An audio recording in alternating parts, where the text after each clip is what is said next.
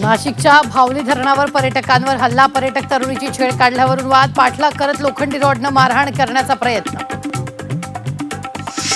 राष्ट्रवादी राष्ट्रीय अध्यक्षपदाच्या निवडीवर प्रश्नचिन्ह, राष्ट्रवादीचे माजी राष्ट्रीय सचिव सचिनानंद सिंग यांची सुनेत्रा पवार, प्रफुल्ल पटेल यांना नोटीस, निवडणूक प्रक्रिया संविधानाच्या विरोधात असल्याचा दावा.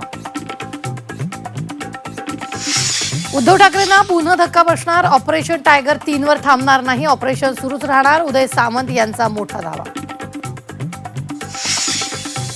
देशात हिंदुत्वाच्या नावाखाली लुटीचा कार्यक्रम सुरू, सत्ताधाऱ्यांना आता जागा दाखवण्याची वेळ आली आहे. राम मंदिर दान चोरी प्रकरणावर उद्धव ठाकरेंचा सत्ताधाऱ्यांवर हल्लाबोल. आमिर खानकडे लव्ह जिहादचे ब्रँड अँबॅसेडर म्हणून पाहायचं का, मंत्री नितेश राणेंचा सवाल. गोपीचंद पडळकरांचाही राणेंच्या सुरात सूर.